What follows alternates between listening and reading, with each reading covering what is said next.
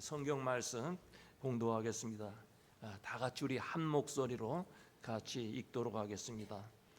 잠언 23장 22절에서 24절 말씀입니다. 너를 낳은 아비에게 청종하고 내 늙은 어미를 경히 여기지 말지니라. 진리를 사되 팔지는 말며 지혜와 훈계와 명철도 그리할지니라. 의인의 아비는 크게 즐거울 것이요 지혜로운 자식을 낳은 자는 그로 말미암아 즐거울 것입니다. 아멘. 오늘 아버지 주일인데 여러분, 이 세상에 아버지 없는 사람은 한 사람도 없습니다. 우리의 아버지가 있게 하신 하나님 앞에 이 아버지 주일에 먼저 감사해야 합니다. 나에게 아버지가 있게 하신 하나님, 그 하나님께 감사하고 또 아버지에 대한 존경의 마음, 또 사랑의 마음을 갖고 아버지를 위해서 기도하고 아버지에게 더욱 효도하겠다는 마음을 다짐해야 합니다. 그뿐만 아니라 우리 아버지들은 아버지로서의 책임을 깊이 생각해보고 더 나은 아버지가 되려는 그런 마음을 가져야 하는 것입니다. 아버지는 사실 가정에서 인정받고 대접을 받는 것 같지만 사실 아버지의 모습을 살펴보면 그러지 못할 때가 많습니다. 아버지인데도 가정에서 소외될 때도 있고 가정에 무거운 짐을 져야 하는 책임이 있습니다. 어머니들은 가족들을 위해서 많은 수고와 사랑, 헌신을 아끼지 않습니다. 그래서 어머니의 은혜라고 하는 그런 노래도 있고 그런 노래를 통해서 위로도 받습니다. 그러나 아버지들을 위해서 아버지의 은혜, 이런 노래 없습니다. 가부장적인 문화를 가진 우리 한국에서 가부장적이지 않아요? 그럼에도 불구하고 한국에는 아버지 날이 없습니다. 그래서 어머니 날만 지켜오다가 아버지들이 불쌍해서 5월 8일을 어버이주일, 어버이날로 정했어요. 어머니와 아버지의 날이라는 거예요. 미국에서도 마찬가지예요. 아버지 날이 있습니다마는 어머니 날에는 꽃집에 꽃이 없어서 못 팔 정도인데 아버지 날 그냥 쉽게 지나가요. 오늘 아버지 가운데 꽃 받은 사람 한번 손 들어봐요. 아버지 날 그저 쉽게 지나갑니다. 아버지는 남자입니다. 남자는 씩씩하고 아주 정신력으로도 강하고 건강해야 하고 무슨 일이든지 책임져야 한다는 고정관념이 있습니다. 그래서 남자인 아버지들은 몸이 아파도 아프다는 말을 못합니다. 괴로운 일이 있어도 약한 모습 보이지 않으려고 합니다. 가정에 풍파가 닥칠 때 바람막이로 그 자리에 서 있어야 합니다. 또한 아버지는 너무도 많은 스트레스로 많이 고통당하고 있습니다. 가정에서 남편으로 아버지로서의 책임이 있고 직장에서도 많은 스트레스가 있어요. 사업을 해도 반드시 성공해야 된다는 부담감을 가지고 있습니다. 그래서 마음에 상처를 입거나 괴로울 때 울고 싶어도 울지 못합니다. 사내는 울어서는 안 된다. 그렇게 교육을 받았기 때문에 울지 못해요. 남자이기 때문에, 가장이기 때문에, 아버지이기 때문에 괴로움을 밖으로 표현 못하고 참고 견디다가 그만 심한 병에 걸려서 일찍 떠나는 아버지들이 많이 있어요. 아버지들이 세상 일찍 떠나는 분들이 있다고 말이에요. 오늘 우리는 아버지 주일을 맞이하면서 아버지를 사랑하고 이해하고 위하여 기도하는 시간을 가져야 돼. 아버지 위해서 기도해야 돼. 오늘 하루만이라도 그저 아버지를 기쁘게 해드릴 수 있는 일이 무엇이 있을까요? 그래서 보니까 가족들이 이날 아버지의 팔다리를 주물러 드린다. 또 맛있는 음식을 준비하고 식사하기 전에 가족들이 아버지에 대해서 감사하는 말 한마디씩 한다. 아버지 차를 세차해 드린다. 그리고 힘껏 안고 키스해 준다. 보통 키스가 아니라 요즘 애들 말로 뜯기를 해야 돼. 뜯기. 뜯기가 무슨 말인지 아세요? 우리 장로님 아세요? 와, 아시네. 뜨거운 키스를 하는 거야. 오늘 집에 가서 꼭 한번 하세요. 신랑들에게, 아버지에게. 성경은 아버지에게 어떻게 하라 하시는가 하면 먼저 아내들에게 골로새서에 보면 아내들아 남편에게 복종하라. 이는 주 안에서 마땅하니라. 이럴 때 아버지들은 뭐라 그래야 돼요? 다시 한번 할게요. 아내들아 남편에게 복종하라. 이는 주 안에서 마땅하니라. 아멘이 약해. 다시 한번 남편에게 복종하라. 이제 할렐루야까지 나왔어. 아내들이 남편을 잘 인정해 주려는 거예요. 그리고 남편들에게 아내를 사랑하고 자녀들은 부모에게 순종하라 그랬어요. 성경에서 행복한 가정을 만드는 방법을 여러 곳에 교훈하고 있는데, 그런데 꼭 이런 말씀이 나올 때는 남편에게 먼저 말씀하시지 않고 아내들에게 먼저 말씀을 합니다. 에베소서 5장 22절에 봐도 먼저 아내들에게 아내들이여 자기 남편에게 복종하기를 주께 하듯 하라. 베드로전서 3장 아내 된 자들아 이와 같이 자기 남편에게 순복하라. 그리고 나서 남편들아 아내를 연약한 그릇으로 알고 귀히 여기라. 우리 아내들도 또 아멘을 할 줄 몰라요. 다시 한번 할게요. 남편들아 아내를 연약한 그릇으로 알고 귀히 여기라. 아멘. 왜 성경은 복된 가정을 만들기 위해서 아내들에게 먼저 말씀하실까요? 가정에서 아내의 역할이 크기 때문이에요. 아내의 말과 행동이 가정에서 큰 영향력을 미치기 때문인 것입니다. 그런데 남편에게 복종하라, 이 말씀을 잘 이해해야 돼요. 어떤 분은 이 말씀을 잘 이해하지 못해서 성경은 남성 위주로 쓰여진 책이라고 오해를 합니다. 또는 이 말씀에 전근대적인 사고 방식이라고 말씀합니다. 물론 복종이라고 하는 말은 지배를 요구하는 말이기에 오늘 현대 사회에서는 이해하기 어려운 단어입니다. 그러나 성경에서 말씀하는 복종은 지배를 위한 복종 얘기가 아니에요. 무조건 굴종하라는 그런 얘기 아니에요. 복종하라 하는 이 말씀은 질서를 위한 복종이라는 것을 잘 이해해야 합니다. 아내와 남편은 하나님 앞에서 평등해요. 누가 높고 누가 낮은 것 절대 아니에요. 남편이 높고 아내가 그 아래다, 그런 뜻이 절대 아니에요. 하나님 앞에서는 남자나 여자나 누구든지 다 똑같아.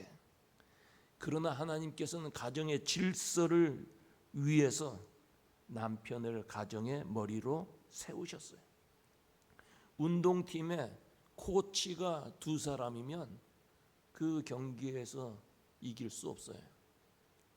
가정에서도 머리가 둘이면 그 가정 화목해질 수가 없어요. 그래서 하나님께서 남편을 가정의 가장으로 세우고 아내들에게 남편에게 복종하라. 남편을 머리로 삼고 질서 있는 가정이 되라는 말씀이에요. 현대 사회의 가장 큰 문제는 가정 문제, 특별히 남편의 권위가 무너짐으로 가정이 파괴되기 시작했습니다. 전통적으로는 남자는 직장에 나가서 일하고 아내는 가정의 일을 맡았습니다. 그러나 이제는 여자들도 직장에 나가서 일하게 되었고 부엌이 더 이상 여성들만의 공간이 아닙니다. 남자들도 부엌에 들어가 함께 일해야 돼. 전에는 남자들이 부엌에 들어오면 뭐가 떨어진다 그랬어요. 뭐가 다 아시겠지만 뭐가 떨어진다, 나가라 그랬어요. 지금도 제가 한국에 가서 우리 이모님 댁에 갔더니 연세 많으신 이모님이 제가 부엌에서 뭘 하려니까 나가라. 남자들 부엌에 못 들어오게 했어요. 그러나 이제는 남자가 부엌에서 아내를 도와주지 않으면 야만인이라, 야만인. 이처럼 삶의 패턴이 바뀌고 생활 방식도 바뀌고 세상은 변해가고 있어요. 여러분, 변해간다는 것은 좋은 일입니다. 살아있다는 증거 아니겠어요? 그러나 세상이 변해도 변하지 말아야 할 것이 있어요. 하나님께서 세우신 질서, 그리고 하나님께서는 한 남자와 한 여자가 결혼하게 하셨어요. 가정을 만드셨어요. 이게 하나님의 법칙이에요. 한 남자와 한 여자가 결합하여서 결혼해서 가정을 이룬다는 말씀이에요. 그런데 요즘에 이 질서, 하나님의 법칙을 바꾸려고 하는 사람들이 참 많습니다. 그것은 하나님의 법칙에 도전하는 거예요. 다음 주 우리 교회 예배 후에 우리 교회 공동의회를 통해서 결혼은 무엇인가, 우리 교회에서 따르는 믿는 결혼의 정의, 그리고 우리 교회에서 일할 그런 직분자들, 장로, 권사, 집사, 이런 직분자들은 어떤 분들을 임명할 것인가, 그리고 교회 건물은 누가 사용할 것인가, 결혼식으로 우리 건물을 사용하게 된데 누가 사용할 것인가, 그리고 누가 저에게 와서 동성결혼 주례해라 그러면 제가 어떻게 할 것인가, 입장을 우리 교회가 분명히 하려고 해. 여러분 궁금하시죠? 궁금하신 분들은 공동회에 다 참석하셔야 돼요. 세상이 어지러워졌어요. 하나님의 법에 대해서 도전하는 세상이 되었어요. 이러한 때 우리 교회의 입장을 분명히 해야 돼요. 우리 교우들의 입장을 분명히 해야 된다는 말씀이에요. 하나님께서는 한 남자와 한 여자가 결혼하여 가정을 이루고 자식을 낳아서 생육하고 번성하며 땅에 충만하라고 말씀하셨어요. 이게 하나님의 법이에요. 남자 여자가 결혼해서 자식 낳으라는 거예요. 그리고 이 세상에 충만하고 이 세상을 다스리는 거예요. 다스린다는 것은 뭐 환경을 오염하고 우리 사람들 마음대로 살려는 게 아니에요.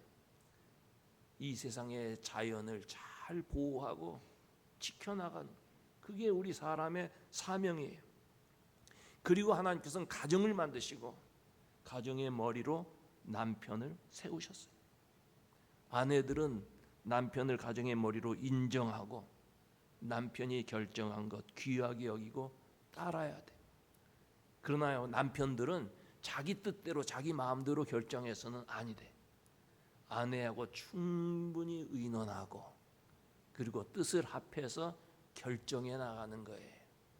만약에 크게 뭐 급하고 중요한 일 아니면 서로 마음의 뜻이 합해지지 않으면 보류해야 돼. 좀 더 우리가 두고 생각해 보자. 그러면서 가정을 이끌어 나가는 것, 가정의 질서를 세워 나가는 것이 남편과 아내의 그러한 모습이 되는 것입니다. 자녀들도 아버지에게 순종해야 됩니다. 오늘 말씀에 너를 낳은 아비에게 청종하고, 아버지의 말씀, 청종이라는 것은 잘 듣고 순종하라는 뜻이에요. 그것이 당연한 일입니다.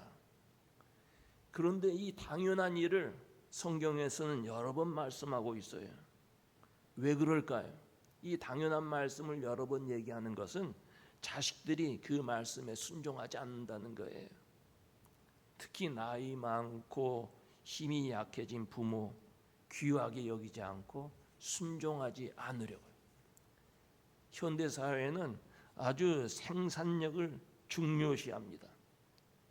그런데 능력이 없는 연세 많은 노인들, 생산력이 없기 때문에 천대 갈 곳이 없어요. 어떤 재산 많은 할머니가 연세가 많아지니까 재산을 자녀들을 불러서 나눠줬어요.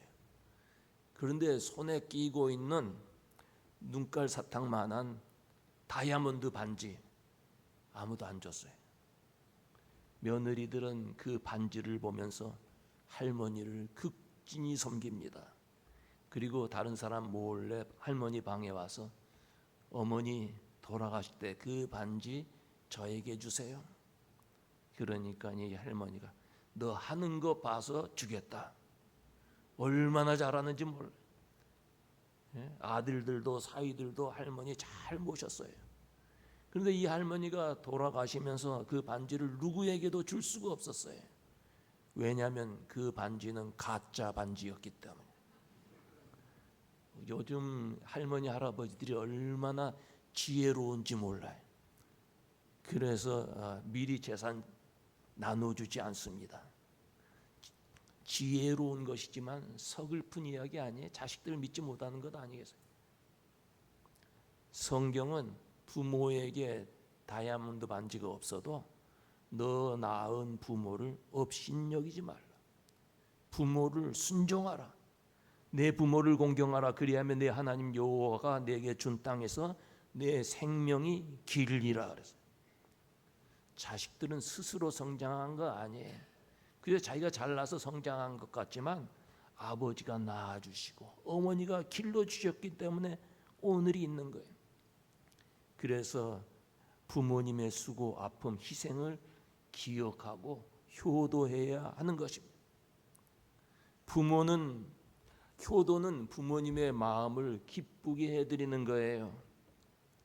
잠언 17장에 마음의 즐거움은 양약이 된다 그랬어요. 마음이 즐거우면 그 즐거움이 아주 귀한 양약이 된다 그랬어요. 그러나 심령의 근심은 뼈를 마르게 하느니라.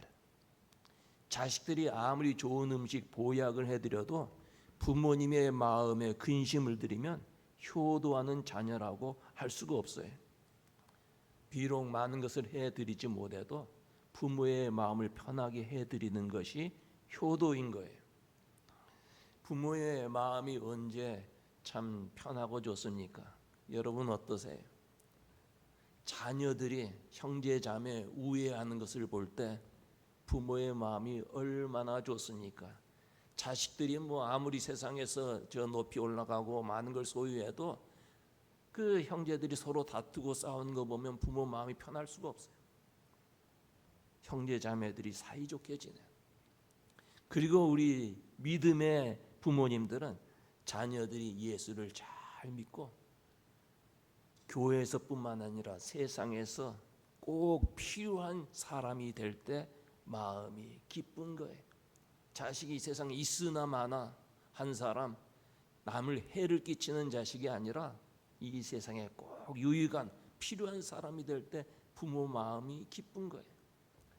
먼저 떠나신 부모님이 천국에서 어떨 때 기뻐하실까요? 자식들이 믿음 생활 잘해서 이 다음에 천국에서 다시 만나는 것을 생각할 때 기뻐하실 거예요. 하나님은 가정을 만드시고 아버지를 가정의 머리요 지도자로 세웠습니다. 그런데 여러분, 가정의 머리요 지도자인 아버지는 어떤 사람이 되어야겠습니까? 그저 가정에서 대접받고 자기 주장만 하고 군림하고 권위주의자가 되는 그런 아버지가 아니라 도리어 섬기는 아버지가 되어야 해요. 예수님은 어떤 분이십니까? 예수님은 교회의 머리요 지도자이셨어요. 선생님이었어요. 그럼에도 불구하고 예수님은 제자들에게 복종과 권위를 요구하지 않았어요. 도리어 제자들의 발을 씻겨주셨습니다. 예수님은 머리시오 만왕의 왕이시지만 섬기는 종이었어요. 그분은 섬기는 분, 서번트 킹이었어요. 섬기는 왕이었어요. 예수님은 교회의 머리예요. 그런데 예수님은 그의 교회를 위해서 십자가에서 피를 흘리셨어요. 자기 목숨을 버리셨어요. 이것이 아버지의 모습입니다. 아버지는 가정의 지도자요, 머리인 거예요. 가정을 위해서 희생할 수 있는 가장이 되어야 돼요. 아버지들은 가정의 머리이지만 반면에 그 가정의 뭐예요? 종이에요, 종. 어떤 분은 가정의 머리가 누구냐면 아버지라고, 종은 누구냐 그러면 우리 와이프 혹은 우리 자식들. 그거 아니에요. 아버지가 그 가정의 종인 거예요. 아버지는 사랑과 복종과 효도만 받는 사람이 아니라 아내를 사랑하고 자녀들을 믿음으로 잘 양육하는 종이 되어야 합니다. 자식은 가정의 꽃이에요. 한 송이 꽃을 피우려면 봄부터 서쪽새는 그렇게 울었나 보다. 그거보다는 자식을 잘 키우려면 그 꽃을 잘 키우려 가면 빛과 물과 사랑의 손길이 있어야 합니다. 자녀들을 잘 키우려면 아버지의 손길이 닿아야 된다 그 말이에요.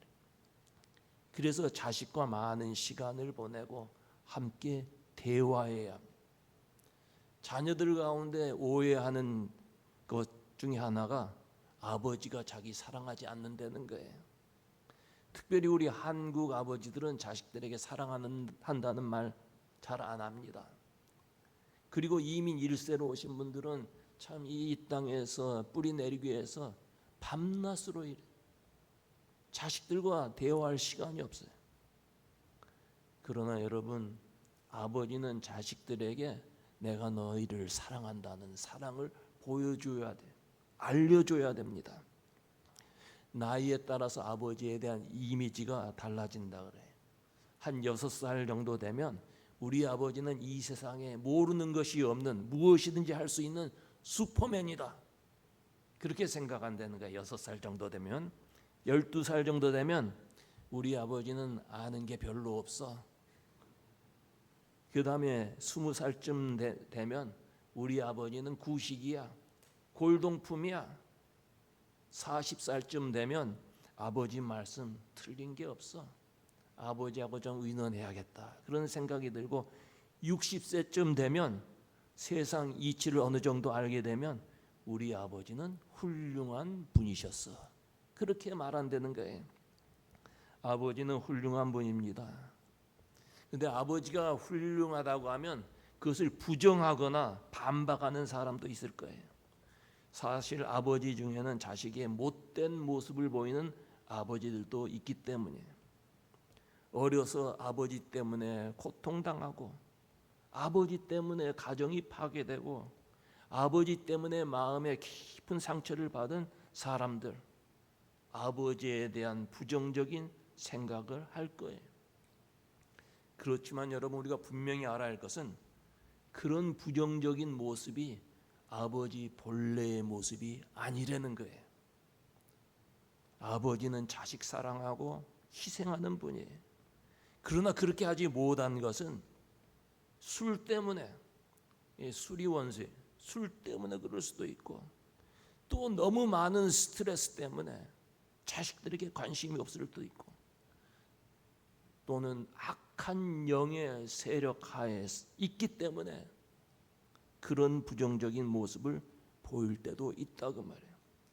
그러나 여러분, 그 모습은 아버지 본래 모습이 아니에요.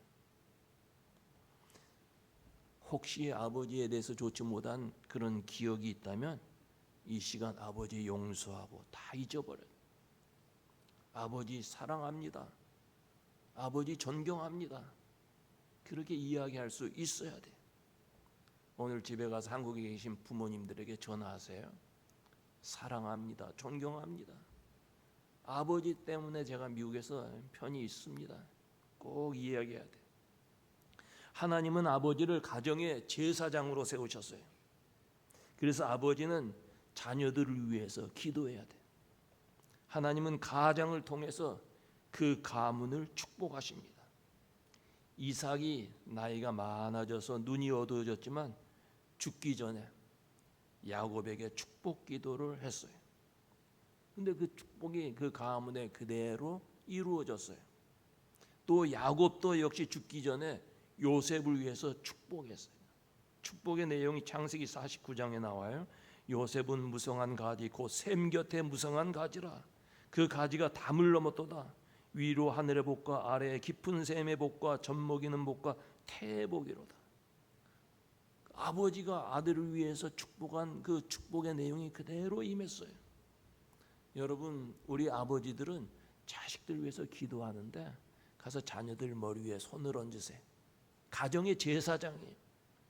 자식들의 머리에 손을 얹고 하나님의 축복이 임하기를 위해서 기도하면 하나님께서 그 아버지 기도를 반드시 응답해 주실 것입니다. 남편이 없는 우리 어머니들은 어머니가 가정의 가장이 되어서 자식들을 축복해야 돼요. 아버지는 가정의 제사장이요 지도자요 머리입니다.